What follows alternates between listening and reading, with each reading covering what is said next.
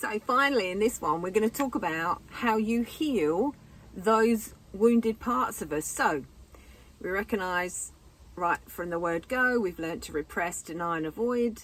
We learn, so actually we need to acknowledge that feeling that I felt helpless, and that gets triggered in the now moments, and it gets triggered by me feeling in the now. I know I'm being triggered because I feel that same anger, the same annoyance, the same frustration.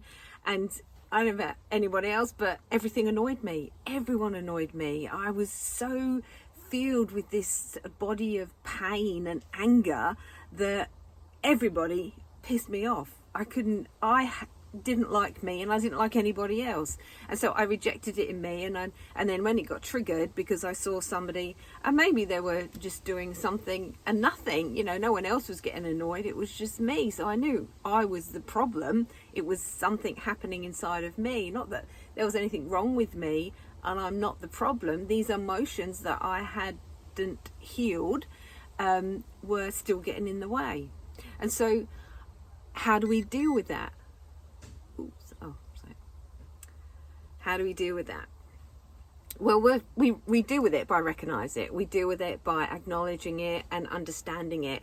And what we need is to have a voice, to take back our power where we didn't have any power. So we talked about feeling helpless, feeling frustrated, a sense of injustice. And if you were abused by your siblings, or beaten up by your parents, or ridiculed or rejected or criticized, all of that comes into play here. There's a lot of pain inside of us, so it's about acknowledging that. And who are the main people that you're resentful towards? A lot of the time it's siblings, a lot of the time it's parents, and this is where it's difficult, because if you've got this real sense of loyalty, you can't say anything negative about your parent because it makes you feel guilty. And so for a lot of people, I go, I know you love your parents. I know they mean the world to you, and you care about them, but you have to care and honor your own emotions and history in a way, and honor that child's experience emotionally, because if you don't, you're going to stay stuck in it. It's as simple as that. And so you can still love your parents and do this work. And, I often say to clients, leave the part that loves them outside the room for a minute. We know you love them, and in fact you're going to love them even more when you've done the work. So leave the part that loves them, because that's the part that feels guilty. I can't say anything negative about my parents. And it's not about that. It's about having a day in court where you just get to point the finger of blame and go, well, you weren't there for me, and you didn't encourage me, and you didn't love me, and you didn't give me any time and attention, and you didn't respect me. You didn't respect my wishes. Because I think that's the difference between now and then, is that children were not respected. We weren't believed. Our feelings weren't honoured or validated or any of that. It was like, parents were much more ruling of the children, and you think what I tell you to think, you'll feel what I tell you to feel. And so a lot of us didn't know our own reality, and it's about realizing that, not because your parents are just mean and awful people, because they're just doing what they were taught, what they were shown, and doing what the culture deemed appropriate. And so if you want to deal with resentment, you have to first of all acknowledge, yes, there's people I'm holding resentment towards, and there probably are parents, your teachers, your siblings, your peers at school, people that hurt you, wounded you, left you feeling helpless and angry. And so it's about, the first step is to give it a voice. And so the first part of this is what I would ask you to do, is to write a blame game. Because if you've been blaming your parents, then we're going to get you to do it, or whoever it is, we're going to get you to point the finger of blame, and just give that little kid an opportunity to do that on purpose, 150%. And then I know everyone's going to say, oh, well, if you play the blame game, you're a victim. And I'm like, yes, but we're just going to give you one opportunity to do it once. You're not going to stay in the blame game, but I'm going to give you an opportunity to speak on behalf of, you weren't there for me, you were mean to me, you hurt me, you betrayed me, you beat me, all the things. Just give yourself permission to play one last blame game And that's going to be it, because you've got to allow yourself to play the blame game before you can stop playing the blame game, so to speak. So you point the finger, you write it all down, you give that little kid an opportunity to say whatever he wants to say. You were horrible and mean, and I hated you, you were, blah, blah, blah. Point the finger of blame. Get it all out of your heart, get it all out of your head, and pour it onto the paper. Write it down. You can keep it simple. If you're not good at writing, just put dot points. It doesn't actually matter. Just get it out. Just acknowledge. Don't forget, the part that loves them sits outside the door, and the part that is holding on to this resentment, that is angry, that is wounded, that is hurt, gets to write that letter. And so be in a safe place, do it when you feel okay, not when you're at your worst moment. Don't be doing this when you feel like crap. Do it when you feel okay. Do it when you can do it proactively without getting so triggered that, you want to go use something to take you out of that space. And this is why, for me, it's about teaching people to create a safe space, because if you allow that, this is why sometimes doing it too soon is not helpful. And when I work with a client, I'll actually help them to change the way they think, change the way they respond to their emotions before we move into any of this, because I know people are going to get triggered.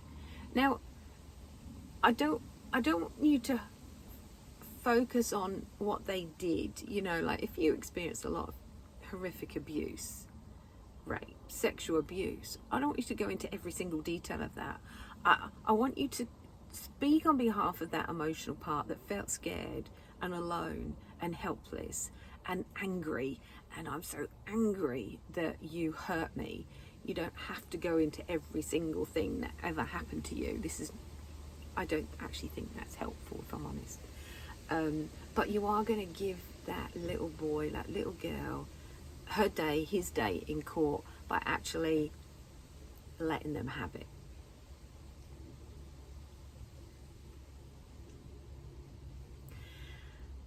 And I really want to encourage you that this is going to be a one-off.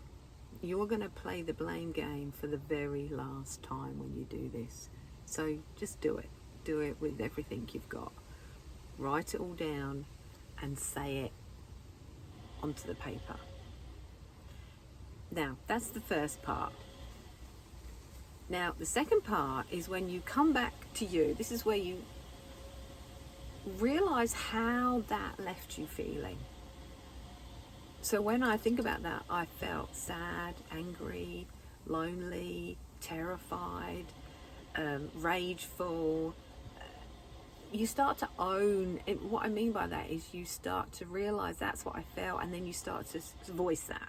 So the first part is very much the blame game, where you get to kind of point the finger of blame, and then you come back to you and you start to talk about when that happened. I felt what? What did you feel when those things took place? When you felt unheard, not listened to, not protected, not believed, not given the attention, not being allowed to feel how you really felt, not giving you the love perhaps you didn't get, or the time or consideration, or the validation.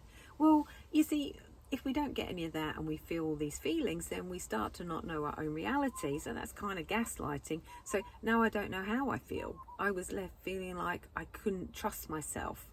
I didn't know how to connect with those feelings because I repressed them or denied them, because that's what I was taught.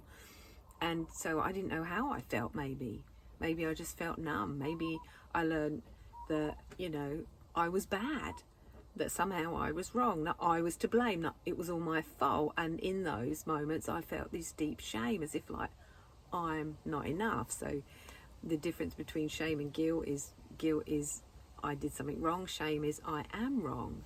And so I grew up feeling like there was something basically wrong with me, like I would never be enough, like I was an idiot or stupid because I was feeling something, and then someone told me, no, you're not feeling that way, you're feeling this way. And so how did that impact on you? How did it leave you? How did you adapt into the person you are now? Well, it left me repressed. It left me disconnected. It left me not knowing my own reality. It left me not knowing who I was, not knowing what I want. It left me feeling empty, isolated, lonely, depressed, anxious. And when I feel that way, what happens to you? Well, when I feel that way, I just want to close the door and not talk to anybody, withdraw into my own little world, take drugs, drink, binge watch Netflix. What happens to you when you get triggered by some of that? Lash out, get angry, abuse people, yell at people, feel moody and dark. You know, do you go to that dark place? For me, I went to a very dark place inside of myself. I was like a wounded animal. I would, go into the corner of the room, not literally, but metaphorically, and I would, I was like a wounded bear, and if anyone came near me, I'd just, I'd attack them. I'd defend myself because I was feeling so vulnerable and scared, and I would attack people, and no one could talk to me. Everyone would probably step around on eggshells around me because I was in that dark, wounded, moody, sullen, miserable, passive aggressive. I wouldn't perhaps say what I was angry about. Maybe I did know what I was angry about, maybe I didn't. And so if I didn't know what I was feeling, then of course I'm not going to be able to articulate that to anyone. But it came out in my body language, slamming doors, traipsing around the house, head down, angry. We all know what it's like to be around somebody like that. It's like, oh God, walking on tiptoes. I was that person, and I've been with people like that. It's not fun, because I'm scared. It's scary to be with someone that looks like they're going to blow up any minute, and you don't always want to be in the room when that happens. And so there's all these people around you, maybe terrified and frightened, trying to placate you. I wasn't never violent, I never hit anyone, but I was angry and nasty and spiteful and mean and shouty. And I hated feeling that way. I hated feeling out of control. So you point the finger of blame, and then you start to own it, and then you start to talk about where that left you, how it impacted on your behaviours.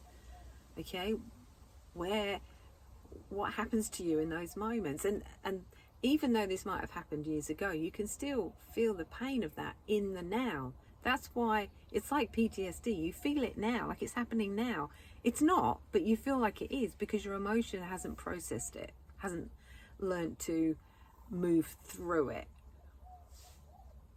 because that's what you have to do. So pouring it out onto paper.